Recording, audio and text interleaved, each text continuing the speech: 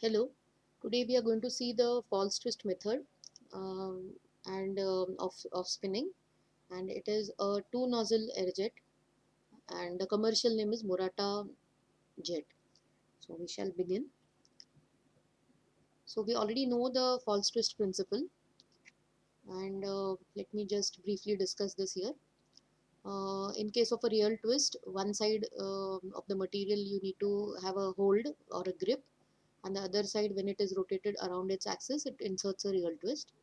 Whereas in case of a false twist, if the material is held between two rigid clamps and is rotated from the center, you will have equal and opposite twist on both the sides of the twister. But the same material, if you were to give some movement like this, if the rollers were to rotate, then what you get is before the false twister, you will have some kind of twist in a particular direction, but as soon as the material comes out of the false twister, there will be zero twist. So with this background, let us see how the Murata jet or the two nozzle air jet works. So now what is shown here in the picture is the principle of false twist spinning. This is again a principle. There are some additions in this principle when it comes to the machine, and we'll see what those differences or the additions are. So before we go anywhere, let us just look at the principle here.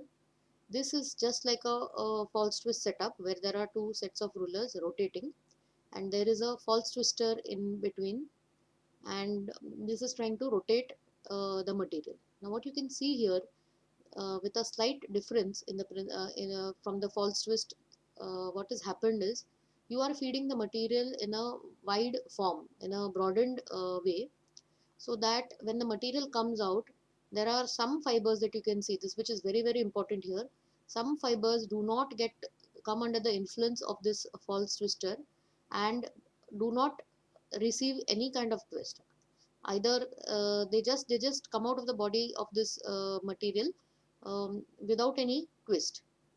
So what you see is actually you can divide the material into say two types of fibers.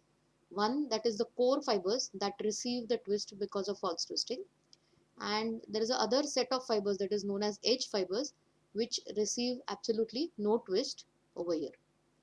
So what happens is the moment this kind of material with core having in this case it is Z twist, and edge fibers having no twist, what happens to both of these? Let us see.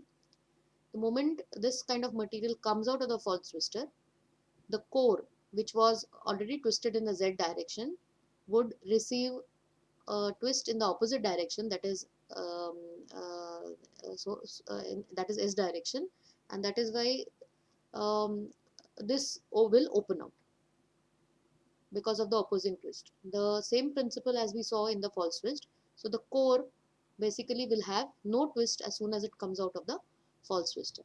But what happens to the edge fibers is that since they had no twist earlier, as soon because of the twister influence, now they have gone through the false twister. So what happens is the edge fibers will rotate in the S direction, which is the direction on this side of the false twister. So this is basically what is happening, and this will give you some sort of a yarn where the core fibers are lying straight with no twist, and the edge fibers would get twisted in the direction opposite to what is given here. So let us see whether we have understood this. So the fiber strand that comes out of the roller pair Z1, this is the roller pair Z1, is fed to the false twist region on a broad basis in the form of a web. It is fed in a broad basis on the form of a web. The edge fibers escape the twisting action due to the broad spread of the fibers. So what we see is on purpose what is done is, since it is fed in a broad way, the edge fibers would stay out of the influence of the uh, false twister, and there would be no twist inserted in them. The core fibers will have the twist, and the edge fibers therefore will have no twist or only a few turns, very few turns maybe, or no twist in this case. When the fibers come out of the twisting element, the twist in the core is cancelled out. This is cancelled out by the false twist principle, and the twist is imparted to all the fibers that were originally untwisted. The untwisted fibers means the edge fibers which were untwisted will get twisted in the opposite direction. These edge fibers are wound around the core fibers so that a bundled yarn is obtained. So this is the kind of yarn that we obtained here has got a special name. It is called as a bundled yarn. So what does a bundled yarn look like? It is core fibers which is shown, which is parallel and straight within the body of the fiber, and the surface fibers are wrapped around it. So this kind of a structure when we get, it is called as a bundled yarn structure. It is also known as fasciated yarn. It is observed that the core fibers are twistless and the edge fibers have wrapped themselves around these core fibers to form this yarn. It is very important that there are enough edge fibers. Why it is important? Because if there are no edge fibers which have no twist, suppose imagine that all the fibers that were being fed into the false twister would get twisted, and as soon as they come out, all the fibers will again get untwisted and have no twist. So it is as if nothing has happened and you won't get a yarn over there. You will get again the same fibers that were being fed at the before the twister. So there is nothing that you have done. So the condition is that there should be enough edge fibers that are twistless before entering the false twister. If all the feed fibers were to get twisted before false twister, then all of them would be untwisted on coming out of the false twister and we would get no yarn. Therefore, to ensure that there are enough fibers, the Murata jet has two air nozzles. That means two false twisters instead of one. So let us see how this Murata jet works with two nozzles. A variety of twisting assemblies instead of maybe air jet nozzles. We could have used hydraulic, mechanical, perforated drums, double disc, double belt, anything that helps twisting, even rotating tubes. Any of these twisting assemblies could be used here. But Murata jet chooses to have two air nozzles which act like a false twister. So now this is the machine, the way it looks like. You can see one is the drafting can here, the draw frame can, which feeds the sliver, and it is passing through a drafting system where it is drafted by 100 to 200 draft is applied here. And then you see over here, whatever is shown here, the internal part is shown in this diagram over here. It has been, this is the same thing, the inner whatever arrangement is there that is being shown. After the front roller, the fibers enter this nozzle, which is a weak air jet, and this air jet direction, the direction of rotation, is opposite to the next nozzle, which is a stronger one. So what you see is there are two nozzles. I will shortly explain why there are two nozzles. The first one here, closer to the front line of the draw frame of the drafting system, is a weaker one, and it is opposing to that of the direction of the next stronger nozzle. This is the main nozzle, the next one. So fourth is a air jet. It is a strong jet, and it rotates at a speed of 2 million rpm, and out of this 2 million rpm, or the twist that it tries to apply, only 6 to 12% of these rotations are taken up by the yarn. This is the yarn which will come out. This yarn is withdrawn by this pair of rollers. This is a withdrawal roller. Then it passes through the yarn suction device. If there are any loose fibers, it is taken away. Then there is an electronic yarn clearer, and it goes onto the take-up roller. So this is the passage of yarn through the Murata jet system. So two nozzle air jet system, Murata, which is also known as MJS for short. So we focus now only on the drafting system and the two nozzles that are there. As I've already mentioned that the first nozzle, number 3, is a weak air jet. It's a weaker false twister, and the next one is a stronger false twister, and this is the main one. And both of them work in opposite directions. So you can see here, this is going in one direction, this is going in the opposite direction. So what exactly is happening over here? Now for the time being, imagine that this nozzle was not there. This is the weak nozzle that I'm talking about. Imagine that this was not there in the picture.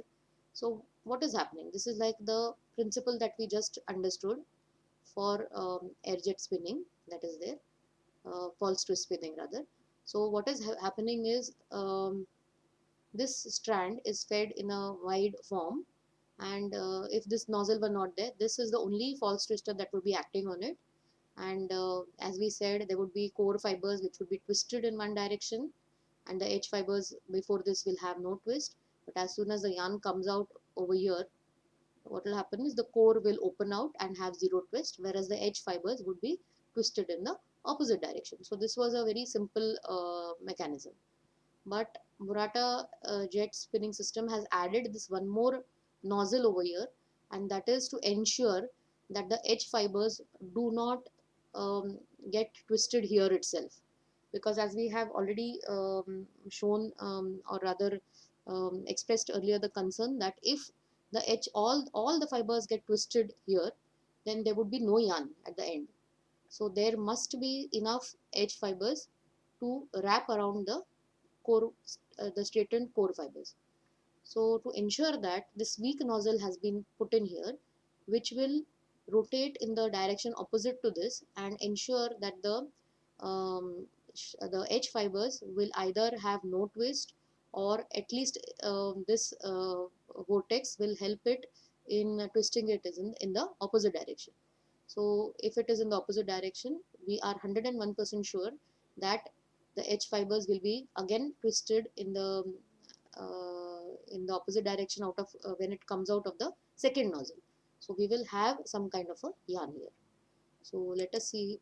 The first vortex is a weaker one in intensity than the second, and cannot really affect the core fibers. Now it is very important to see here that the first nozzle is being weak, cannot influence the core fibers at all. So it will only act upon the edge fibers. But what it will do, it will grasp the edge fibers projecting from the strand at one end. Since the first vortex acts against the twist direction generated by the second jet, it prevents the edge fibers from being twisted into the core, or even twist them in the opposite direction around the core. The edge fibers, therefore, what will happen is, which previously exhibited no twist, relatively little twist, or even twist in the opposite direction, receives twist in the direction imparted by the second jet. So second jet will now act upon such fibers, such edge fibers, which have no twist or relatively low twist or twist in the opposite direction, and those edge fibers will get twisted or wrapped upon the core fibers.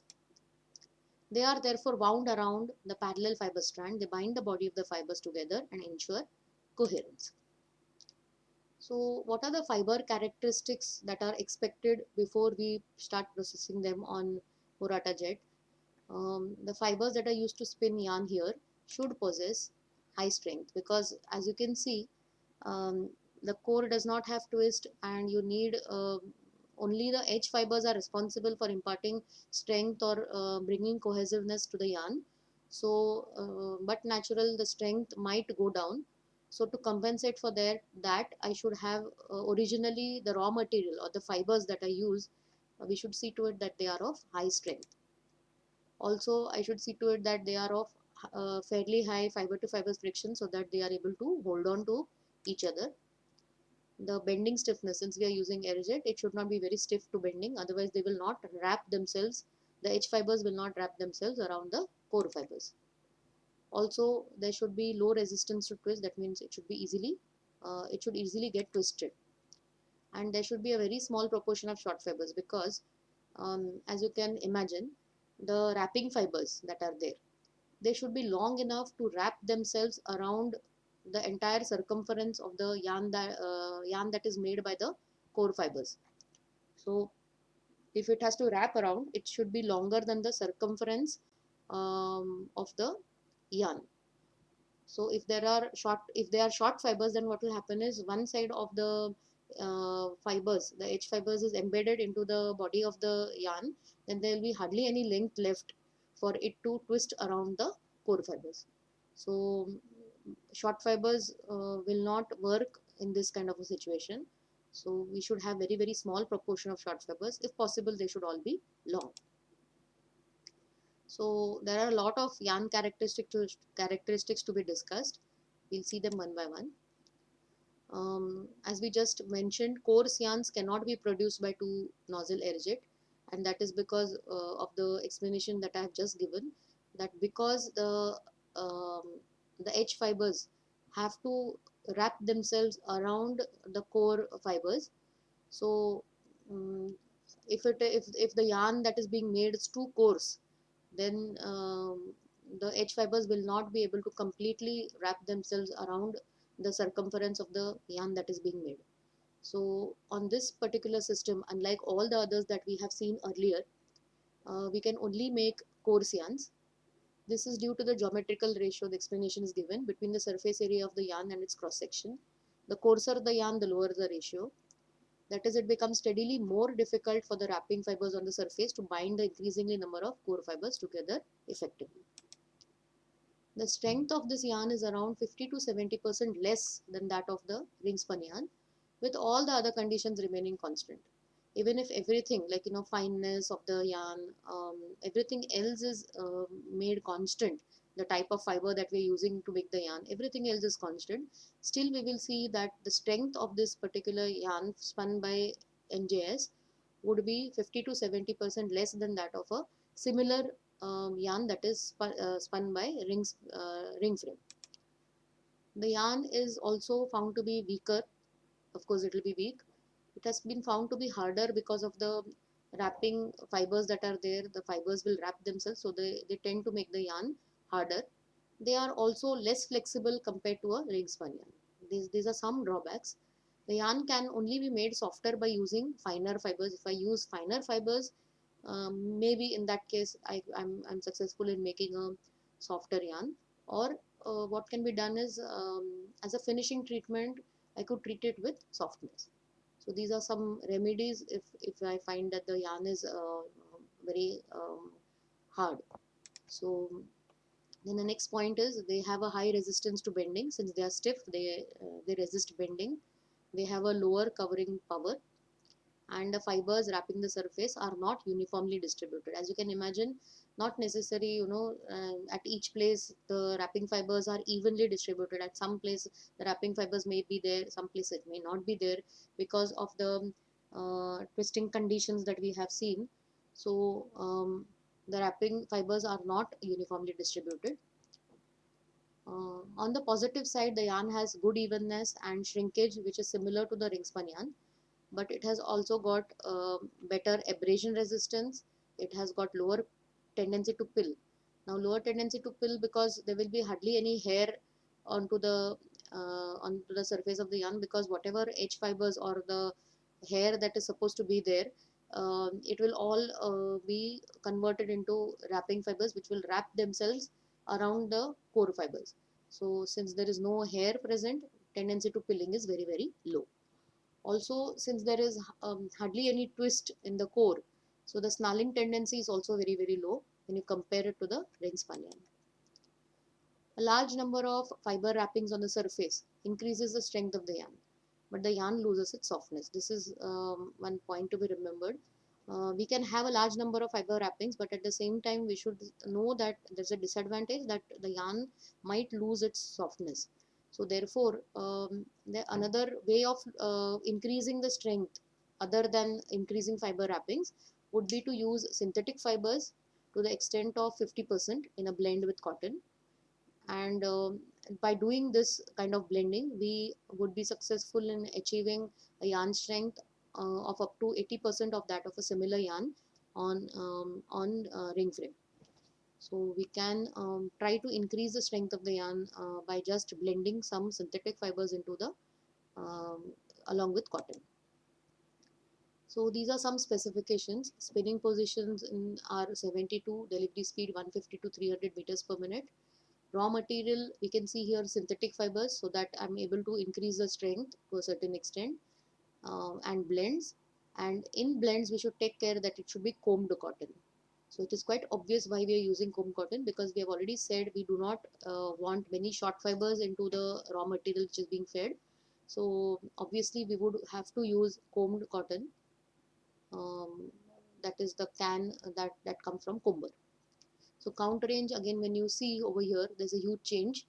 You can see the range has changed from the coarse range to the finer range, 20s to 80s. So now we are this particular spinning method will give you um, better finer yarns than coarser, because the reason that we have already mentioned, that finer the yarn, better it is for the wrapping or the edge fibers to wrap themselves around the circumference of the core.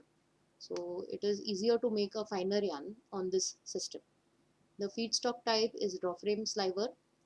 Type of yarn that you get, we have seen what is a bundled yarn. So we get a bundled single yarn.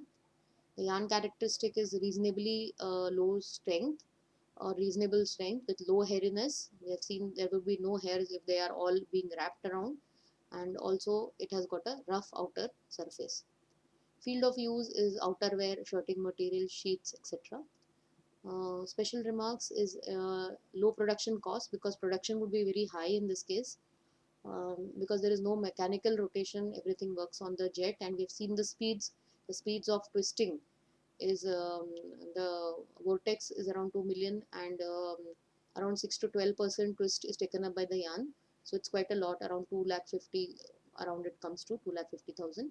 So when you compare it with ring spinning, where we cannot go beyond a limit of 25,000 rpm, so this will give you a very high production level, and accordingly the cost will reduce. Also, the operator demand or the number of operators that are required on this machine will be low. So again, you're saving on that. And there are no rapidly rotating parts, so lower maintenance. And three draw frame passages are necessary, because I need to see that the fibers are fed as oriented as possible, because the more the orientation, more will be the improvement in the strength of this yarn. Since the yarn strength would be low because of the process or the method of making the yarn, I should see to it whatever possible changes I can make, like using synthetic fibers, using combed fibers, at the same time using three passage draw frame sliver, so that I can try and increase the strength in these different ways, rather than depending entirely on the number of wrapping fibers, because we've seen the disadvantage also. More the number of wrapping fibers, harder the yarn becomes. That means I lose out on the softness of the yarn. So using other methods to improve the strength is a better idea. So just now we have completed the Murata jet system. It's a two nozzle air jet system. There are two systems which are shown under this column, and we have completed the second one. And the kind of yarn that we get is bundled single yarn. And what type of yarn we get is a core twist free, and wrapping fibers have twist. And the yarn strength, as we know, is imparted by aerodynamic wrapping. That means we are using air for twisting and wrapping the edge fibers here. So this process, since it uses false twist principle, that means the jets are working on the false twist principle, it comes under a false twist process group. So today we have completed the second subsection of this false twist process, which is Murata jet spinning system. So that's it. Thank you.